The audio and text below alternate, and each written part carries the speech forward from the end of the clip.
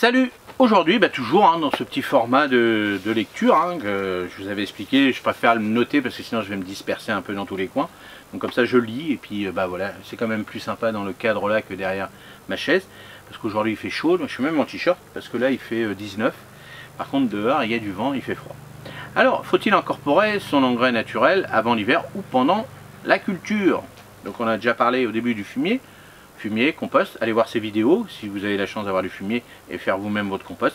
Mais pour les autres, c'est vrai que il reste l'option des engrais qu'on achète, voilà, on achète dans les grandes surfaces et autres.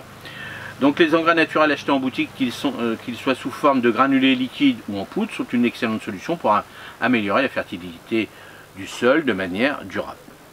Alors cependant, comme pour le compost et le fumier, la question se pose souvent quand les utiliser. Alors, premièrement, incorporer l'engrais naturel avant l'hiver. Préparer le sol en amont. Alors, utiliser des engrais naturels avant l'hiver est une pratique qui peut se révéler bénéfique, surtout dans un jardin en permaculture ou dans un sol fatigué après une saison de culture. Alors, restauration de la fertilité. Après une saison de culture, le sol peut être appauvri en nutriments. En apportant de l'engrais naturel avant l'hiver, vous lui permettez de se régénérer pendant la croissance de repos végétatif, ce qui prépare un sol riche pour les cultures de printemps. Assimilation lente des nutriments. Certains engrais naturels, notamment ceux riches en phosphore et en potassium, comme la poudre de roche ou le guano, ont une décomposition et une libération lente. Alors, appliqués avant l'hiver, ils sont progressivement assimilés par le sol, prêts à nourrir les racines dès que les températures se réchauffent.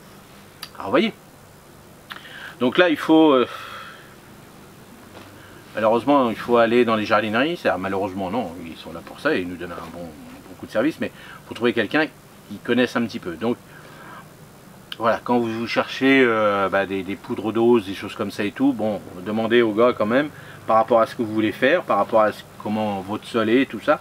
Alors bien sûr ça va être marqué derrière, je vous l'avais déjà dit dans les autres vidéos, dans la peau d'un producteur ou pour les engrais et tout est marqué derrière. Donc voilà, faites pas les sorciers, mettez bien les, je répète un petit peu toujours, mais mettez bien les quantités qu'on vous dit par chaque marque. Chaque marque est un peu différente, parce qu'ils mettent plus ou moins pas le même pourcentage, donc faites attention, c'est pas la peine d'étaler ça comme ça, n'importe comment.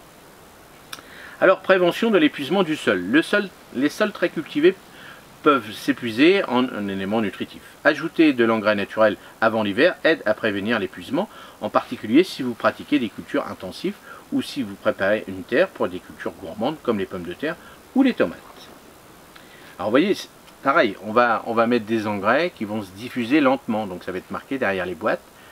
Voilà, achetez bien ces engrais-là, achetez pas les engrais coup de fouet, on avait parlé aussi des engrais coup de fouet, ça sert à rien. Si vous mettez l'engrais coup de fouet, vous allez voir, derrière ça va être marqué un engrais coup de fouet, durée 2-3 semaines. Bon, si vous faites ça en ce moment, au mois de mars, il n'y aura plus rien dedans. Donc faites attention.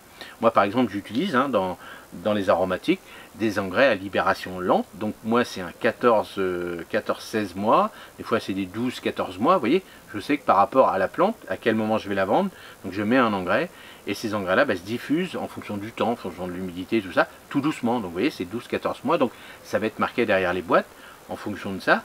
Mais attention, moi c'est déjà les engrais, c'est-à-dire c'est un engrais que je mets avec une plante déjà dedans. Donc elle va puiser, je sais que pendant, allez, un an, hop, elle va aller chercher sa petite nourriture, tac, tac, tac, tac, et puis je suis tranquille. C'est ça le but du jeu, c'est des osmocotes. Donc c'est ça l'avantage, je ne remets pas à chaque fois, et puis ça me coûte moins cher surtout. Et puis comme ça, ma petite plante est toujours bien nourrie régulièrement, c'est ça qui est important. Mais c'est les plantes aromatiques, donc c'est les plantes pérennes. Pour le persil, tout ça, je mets un peu moins d'engrais par rapport à ça. Je mets un autre engrais qui a juste besoin, moi, de ma culture d'un mois et demi. Puis après, c'est les clients qui vont donner leur propre nourriture. Mais vous voyez, j'ai diffère par rapport à ça. Donc c'est comme ça qu'il faut faire. C'est important. Alors, deuxième option, incorporer l'engrais naturel pendant la culture. Un soutien actif aux plantes. Alors, utiliser de l'engrais naturel pendant la culture est souvent une pratique complémentaire à l'apport hivernal. Donc pareil pour le fumier, pareil pour le compost, c'est un complément. Donc apport de nutriments ciblés. Les engrais naturels peuvent être appliqués pendant la croissance des plantes en fonction de leurs besoins spécifiques. Par exemple, un engrais riche en azote comme la corne broyée ou les engrais liquides à base de purins de végétaux peuvent être ajoutés pour stimuler la croissance végétale des plantes comme les salades, les épinards ou les herbes aromatiques. Donc ça on en avait parlé, des on appelle ça des engrais coup de fouet, hein. Alors évidemment, si vous utilisez des purins, des choses comme ça, c'est pareil. Le purin, bon, le purin d'ortie par exemple, hein, bon bah là, hop, le purin d'ortie, on sait que c'est un engrais coup de fouet, hein. L'urine hein, aussi, hein, si on fait de l'urine, c'est des engrais coup de fouet qui donnent au démarrage. Et puis après, on utilisera d'autres engrais pour, comme je vous avais expliqué dans cette vidéo, des engrais sur l'impôt des producteurs. Là, je vous ai bien différencié tout. Où là, tel engrais, telle chose pour les fleurs, pour les racines, pour les tiges, pour les feuilles, tout ça. Donc c'est différent. Donc stimuler la floraison et la fructification. Pendant la phase de floraison ou de fructification, on apporte un engrais naturel riche en phosphore et en potassium, comme on l'avait dit, comme fruits. Cela peut être crucial pour les légumes fruits comme les tomates, les courgettes et les poivrons. Donc voilà, c'est ce qu'on avait parlé aussi dans cette petite vidéo, où ces engrais-là, spécifiques, c'est des engrais spécifiques hein, par rapport à ça. On va retirer ça. Et comme ça, ça permettait... ça permet hein, d'ajouter, bon, par exemple, si on reste dans le naturel, bon, la consoude, que moi je plante là-bas, on peut faire un purin de consoude, et le purin de consoude, lui, ça donne un coup de boost pour faire la floraison, et surtout pour faire les fruits. Donc, un engrais sous forme de paillage ou d'arrosage, les engrais naturels liquides ou solubles, peut être appliqué régulièrement tout le long de la saison, soit directement au sol, soit par arrosage. Cette méthode est idéale pour ajuster les apports en fonction des besoins immédiats de vos cultures. Donc, les engrais liquides, ça peut être un complément, c'est-à-dire que vous avez mis, bon, mais rien ne vous empêche de mettre du compost, puis après d'ajouter vos engrais, hein, les engrais liquides, les purins, les choses comme ça. Hop, vous dites, tiens, j'ai mis mon compost, je vois bien que là, hop, je vais mettre un petit coup de boost, je vois que les fleurs, c'est pas terrible. Hop, tous les ans, vous mettez votre engrais, votre purin de consoude ou d'autres engrais, hein, vous pouvez faire aussi avec derrière. Puis là, vous dites, moi, je mets, voilà, comme je vous ai montré, hein, dès le démarrage, moi, alors je prépare mes sols et autres, compost, tout ça. Et puis après, je mets mes engrais urinés dedans, en fonction des plantes, surtout les plantes en pot, tout ça, pour leur donner un coup de boost après l'hiver, hein, ils ont souffert et autres. Donc ça permet de donner un petit coup de boost. Alors troisièmement, quel est le bon choix? Le choix entre incorporer de l'engrais naturel pour l'hiver et pendant la culture dépend principalement de plusieurs facteurs. Le type d'engrais. Les engrais à libération lente, comme la poudre de roche, la corne broyée ou les engrais organiques granulés, sont parfaits pour une application en amont, avant l'hiver, car ils se décomposent sur une longue période. En revanche, les engrais à action rapide, comme les purins, les engrais liquides, sont mieux utilisés pendant la culture pour un effet immédiat. Donc voilà, hein, c'est simple. Si vous mettez, vous savez que là, si vous mettez un osmocote, vous savez que votre planche, pendant un an, elle est prête. Hop. Après, les engrais, la poudre, la corne broyée, tout ça et tout. Bon, maintenant, ça pue, hein. Franchement, tout ça, ça pue, hein. La corne de... la poudre de roche, ça va encore, mais les cornes broyées, tout ça, ça c'est... ça ne sera pas très bon. Donc attention aussi, par rapport à vos jardins où vous êtes suivi, est-ce que vous avez le droit ou pas? Des fois, on n'a pas le droit. Quand ça sent, hop, on n'a pas le droit. Malheureusement, c'est comme ça. Mais bon, attention, des fois, ça sent beaucoup, hein. Donc, il faut faire attention. Donc, vous voyez, vous préparez par rapport à ça, par rapport à la culture que vous allez faire, vous préparez. Donc le type de culture, les cultures annuelles comme les tomates, les poivrons ou les courgettes bénéficient souvent d'un apport en engrais pendant la saison de croissance. En revanche, les cultures pérennes ou les arbres fruitiers, un apport en automne permet au sol de se nourrir doucement tout l'hiver.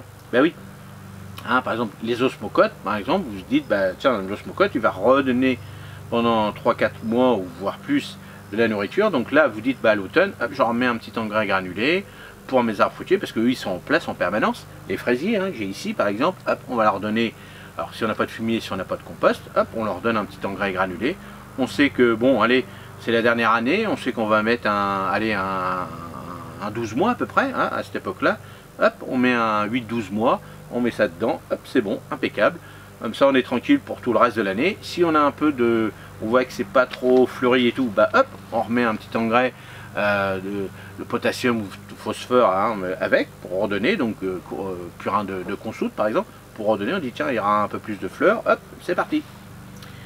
Alors le type de sol, si votre sol est naturellement riche en matière organique, un apport hivernal d'engrais naturels peut suffire. En revanche, tous les sols plus pauvres ou drainants, ils peuvent être nécessaires d'ajouter des engrais tout le long de la saison de culture pour maintenir la fertilité. Donc toujours la même chose, les sols argileux un peu moins, les sols sableux, on va rajouter, on va surveiller un petit peu plus. Donc peut-être diminuer un petit peu plus les quantités, hein, si vous dites, je vais dire une bêtise, si on met 1 litre d'engrais dans l'année, peut-être c'est 1 litre, ben, on va pas les mettre tout de suite, on va les mettre en 3 fois, par exemple dans un sol drainant. On va espacer un petit peu plus pour donner régulièrement. Ce que je vous ai dit, moi dans mes aromatiques, je donne régulièrement, donc hop, ils ont tout le temps de la nourriture, comme nous, hein, on mange à midi, on mange le soir, hop, on mange, c'est régulier, hop, on est en pleine santé, et puis c'est comme ça. Ben, les plantes c'est pareil, surtout les plantes annuelles, hein. On dit à la plante, tu vas pousser ici, ah bon, je suis obligé, bah oui, tu vas pousser là. Bon, bah donnez-lui toutes les chances, donc déjà bien préparé en amont, et puis pendant la culture, bah, vous allez lui donner, tu lui dis, bah, je veux des belles tomates, donc je veux des fleurs avant, je veux des fruits après, et bah, vous choisirez ce qu'il vous faut comme engrais. Alors, quatrièmement, non, on n'a pas vu les conditions climatiques. Dans les régions où les hivers sont particulièrement froids et humides, certains nutriments peuvent être lessivés avant même d'être assimilés. Dans ce cas, il peut être préférable de faire un apport modéré avant l'hiver, puis ajuster pendant la saison de culture avec des apports réguliers. Donc voilà, si vous utilisez ce genre d'engrais, alors moi c'est rare que j'ai mis, alors oui, on pourrait mettre de la poudre et tout, parce que ça c'est très long à se diffuser, mais des engrais granulés ou qu'on utilise pour vous les particuliers, bon automatiquement on va le mettre au moment où on va planter. Donc ça n'a rien, alors sauf si c'est marqué derrière la boîte, hein, ce que vous avez acheté, ben, ça redonne de la vigueur, hein, la planche comme on dit, hein, si vous avez mis des cultures gourmandes, bon, bah, vous allez redonner de la nourriture pour que les animaux retrouvent de la vigueur, la terre soit bien prête, puis bien nourrie, puis là vous allez planter. Mais faites attention, en choisissant vos engrais, il faut que ce soit marqué derrière, ça c'est important. Je dis toujours c'est important. Alors, quatrièmement, les deux pratiques sont-elles compatibles? Oui, les deux pratiques sont sont compatibles. Vous pouvez appliquer des engrais à libération lente avant l'hiver pour préparer le sol, puis ajuster avec des engrais à action plus rapide pendant la saison de culture. Donc appliquer un engrais organique granulé ou un amendement riche en phosphore et en potassium à l'automne afin de nourrir le sol en profondeur pendant l'hiver. Pendant la culture, utiliser un engrais liquide à base de purin d'ortie ou de consoude ou des engrais naturels solubles pour stimuler la croissance des plantes à des moments clés, croissance, végétative, floraison, fructification. Donc voilà, hein, en fonction de ça, donc il faudrait que vous fassiez, voilà, vous faites toujours, hein, moi je marque toujours sur un petit papier, hein, même s'il y a les ordi tout ça, bon maintenant on peut le faire avec le smartphone, mais moi j'ai toujours l'habitude avec mon petit papier, voilà, je me dis tiens je vais faire ça, bon. Moi j'ai la chance de pouvoir faire du compost. Vous ne pouvez pas, vous voyez, vous avez toute une gamme. Vous avez vu, hein, quand vous arrivez dans les grandes surfaces, vous avez toutes les gammes. Vous avez tous les engrais, vous dites bon. Alors voilà, le prix. Non, regardez pas le prix. Ça c'est, on s'en fout du prix. Malheureusement, hein, si vous faites un potager, ça coûte de l'argent. Ça c'est clair. Vous regardez. Et avant, en amont, bah, vous regardez mes vidéos, vous regardez les autres vidéos, puis vous notez. Et puis après vous posez la question. Vous allez sur internet, vous dites voilà, j'ai envie de faire cette année des tomates, des machins, j'ai pas la chance d'avoir du fumier, j'ai pas de compost, quels sont les engrais que je peux utiliser, bah, vous notez, vous dites, voilà, vous posez la question, vous regardez nos vidéos, moi je vais déjà vous ai déjà donné une bonne partie, dans l'autre vidéo je vous ai donné une grosse partie, et comme ça vous notez, bon bah il va me falloir du purin de consoude pour ça, du purin d'ortie pour ça, un engrais à diffusion lente pour ci, pour ça. Vous voyez, vous faites votre petite pharmacie, mais attention, hein, pas la peine d'en acheter trop. Regardez bien par rapport au mètre carré, par rapport au nombre de plants que vous allez faire aussi, hein, parce que ça coûte cher. Hein. Le compost c'est naturel, mais aussi c'est gratuit hein, quand on le fait avec ses propres déchets. Mais voilà, il faut faire attention parce que tout de suite, au prix au kilo, vous allez voir, c'est 15 balles, 20 balles, 30 balles. Moi, mon engrais que j'utilise là, c'est très très cher. Mais bon, j'ai pas le choix, c'est dans un petit godet. Puis moi, je suis régulé quand même par la vente. Moi, je vends un produit en tant que professionnel, donc je peux pas mettre de l'urine, par exemple, sur mes plantes aromatiques. Je n'ai pas le droit. Je peux le faire dans mon jardin, parce que c'est mon jardin, mais pour revendre derrière, je n'ai pas le droit. Et bah, c'est comme ça, malheureusement, alors que c'est naturel. Mais bon, voilà, on va pas revenir là-dessus. Donc voilà, faites attention, achetez bien un paquet. C'est pas la peine de dire, bah, tiens, il y a des promotions partout, les catalogues, les machins, je repars avec plein de trucs. Non, voilà, faut peut-être en manquer un peu. Et puis comme ça, vous faites votre petit budget, parce qu'il y a les engrais, il y aura les graines, il y a peut-être le râteau à changer, il y a peut-être les bulbes, vous avez vu, c'est de plus en plus cher, donc il y a du terreau certainement acheté, peut-être une plaque de semis acheté, donc faites attention, tout ça c'est très très cher, donc limitez, et puis c'est pas la peine d'en mettre de trop, et puis bien sûr, si vous faites un potager, bah, dès lors que vous coupez une salade, tout ça, bah, vous faites pas un gros compost, mais les feuilles que vous voyez en dessous, bah, vous les remettez directement sur le sol, hop, compostage, tac, tac, tac, tac, et si vous avez, alors de la paille, on peut en trouver un. Prenez un petit ballot de paille, vous recouvrez ça de paille, puis hop, ça fait un petit début de compost. Comme ça, c'est bon. Voilà, allez, j'arrête parce que sinon ça va encore durer trop longtemps. Mais bon, ces petites vidéos-là, on est en hiver, tranquillement, devant un petit feu de cheminée. Voilà, moi ce matin, il a fait 4 degrés chez moi, donc faites attention. ça va commencer, surtout dans les périodes, dans les régions où, montagneuses, où ça va commencer, et puis bon, c'est comme ça, et surtout quand il pleut énormément, et on a eu de la flotte, là, comme pas possible, là on a des rayons de soleil, ça fait du bien, mais il a fait froid, donc c'est comme ça, hein, maintenant, ça va être ça, s'il y a des rayons de soleil, on sait que les nuits vont être fraîches. Allez, dites-moi ce que vous en pensez, vous les anciens, comment vous faites, est-ce que vous combinez, alors ce qui est pas mal aussi, hein, si vous avez la chance, fumier, compost et engrais. Alors engrais liquide, purin, alors les purins on pourra en faire, hein. Ça il n'y a pas de problème. On fait soi-même ses purins et tout, alors on achète en petite bouteille si on n'est pas trop équipé, puis comme ça on a juste, hop, on fait le fumier, on fait le compost, on fait les petits purins, et ça c'est une bonne solution. Allez, à la prochaine. Salut, merci.